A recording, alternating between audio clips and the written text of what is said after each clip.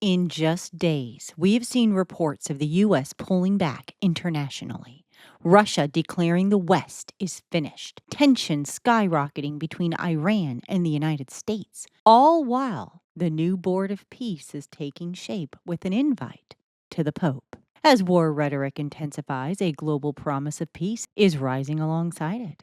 And we know what that means. Hey everyone, it's DinaKalmeta here. Today we're going to connect the headline from Greenland to Iran to a mysterious hum keeping people awake at night. Let's examine where the pieces are falling. Leaders talk peace at the top, the reality on the ground is volatile. The language coming out of Washington and Iran has moved beyond tense. It's existential. Assets are shifting, alerts are rising, and the warnings are explicit. If the Board of Peace is a velvet glove, this is the iron fist. President Trump has used language about Iran that is unusually severe. Well, actually, if you think about it, coming from Trump, probably not. But he's warning that if harm comes to him, the response would be devastating. He's framed prior strikes as minimal compared to what could follow. And this isn't happening in a vacuum. Reports describe U.S. forces repositioning, heightened readiness, and Israel on high alert as strike scenarios circulate. In fact, a slew of international airlines have canceled flights to the Middle East destinations, including going to Israel. Now, on the other side, the Iranian military officials have responded with their own red line language, signaling readiness and warning of retaliation. Now, with that said, it's also been reported that Iran's supreme leader is reportedly cowering in an underground bunker, hiding out of fear he could be wiped out by the United States strikes. The 86-year-old is said to have fled to a heavily fortified shelter linked by a maze of tunnels under Iran. His move came after senior military officials warned the aging leader that a U.S. strike could be imminent. It's also being reported that more than 36,500 Iranian lives were taken by the regime. Iran's International Editorial Board confirmed the number after reviewing newly obtained classified documents, field reports, and accounts from medical staff, witnesses, and victims' families. The new information provides a clearer picture of the pattern and the scale of a crime that can now be described as the largest of civilians during street protests over a 2-day period in history. This is really devastating news, you guys.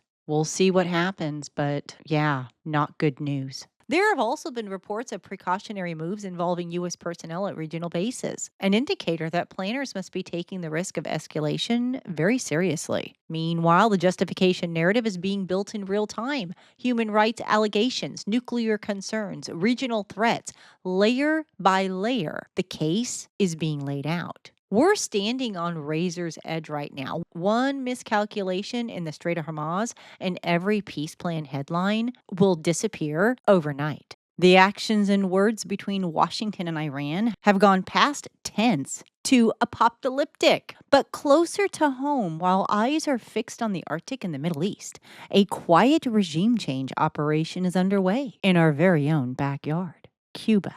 Reports have described U.S. pressure campaigns aimed at forcing major changes in Cuba, some even framing it as a push for regime change within a specific time window. And actually, that came from the Trump administration. They're saying that they're looking at a regime change in Cuba before the end of the year.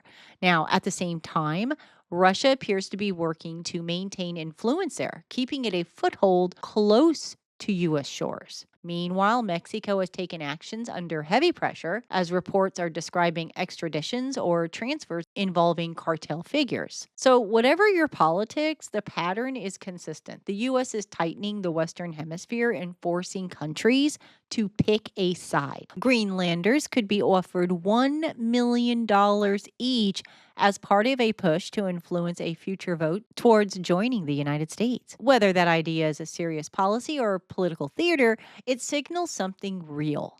The Arctic is strategic and the competition is heating up. Politicals are reporting that President Trump's quest to control Greenland is driving the news, and this time it's not a punchline. Trump has backed off threats of using force to take the island in favor of what he calls a framework that will give the U.S. access to the island. And on Friday, Denmark's prime minister said the situation is still serious, adding that the Scandinavian nation has a path that we are in the process of trying with the Americans. We have always said that we are, of course, willing to make an agreement. But right now, it's still up in the air, so we'll see what happens. Now, somewhere in the background, reports are suggesting that the Canadian military has actually considered, at least on paper, how it would respond to a hypothetical U.S. incursion or invasion, for a better word. Even if it's only scenario planning, the symbolism is staggering. And statements attributed to President Trump towards Canada have added fuel to the fire,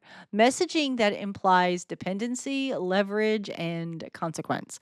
Now, from Moscow's perspective, this is a dream scenario. When the U.S. pressures Canada and Greenland becomes a bargaining chip, Russia's propaganda line writes itself. NATO is finished. And of course, he used another word that I can't say here on YouTube, but you get the point. But I want to switch gears and talk about a story that is gaining momentum. Apparently, West Haven, Connecticut, according to many residents, are shaken by an occurrence they're calling everything from mysterious to excruciating. For some time, residents of this city on the coast of Long Island Sound have believed the source of the sum to be local industry. After circulating a petition and obtaining over 140 signatures, a group convinced the city council to spend $16,000 to hire a third-party firm. They're saying that for years, our community has been plagued by a constant or intermittent humming noise and low-frequency vibrations affecting multiple areas of town. This disturbing phenomenon occurs at all hours, disrupting their sleep, concentration, and basically enjoying life to the fullest. Many residents have reported increased levels of stress, anxiety, and a physical discomfort due to the incessant noise and vibration.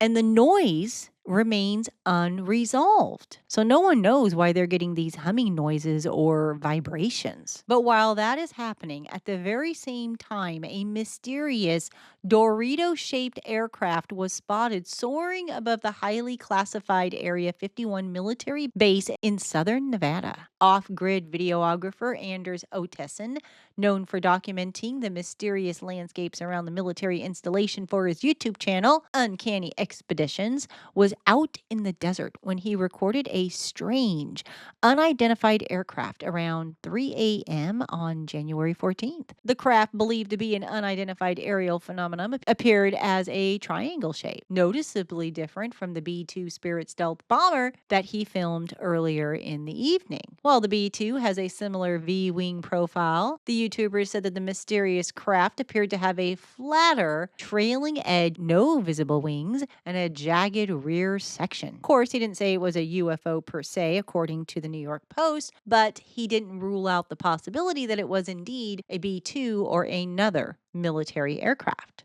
Now, with that on the table, it's also been reported that America's nuclear sites were secretly invaded by thousands of UFOs. You see how the stage is being set. But it goes on to report, crowdsourced platform Enigma revealed that there have been more than 2,800 unidentified aerial sightings over 90 U.S. nuclear plants or nuclear weapons facilities over the last 8 decades. The new report detailed sightings of objects often described as glowing orbs, discs, spears, cylinders, or triangles hovering or flying in precise patterns within 25 miles of these nuclear sites. One of the most recent reports from April 2025 captured video of a glowing orange ball changing shape while flying over Bear, Delaware, which is located near the Salem nuclear plant and Hope Creek Nuclear Generating Station in Jersey. One witness said that it just keeps getting bigger, disappearing, bigger, disappearing. I thought it was just a star at first, or just a plane from a distance. Then I realized it got a lot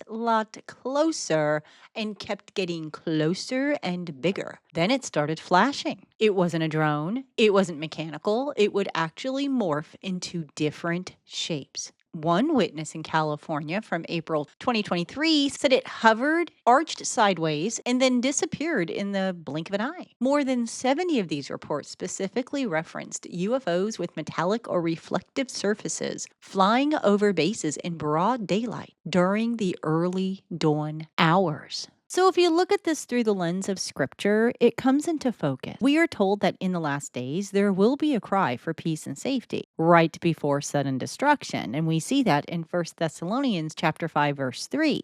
We are also seeing that cry being formalized in the Board of Peace. Jesus said that we would see wars and rumors of wars, Matthew, Mark, and Luke. We are also told of a final peace agreement, Daniel 9:27. I'm still waiting for one of these peace agreements to say 7 years, but that doesn't happen until after the rapture. But as of right now, there's no hint of that. Now, we are also told of a strong delusion coming in 2 Thessalonians 2. Could that be all the UFO sightings and the murmurings and hummings? Very possible. So the question isn't just what headline comes next.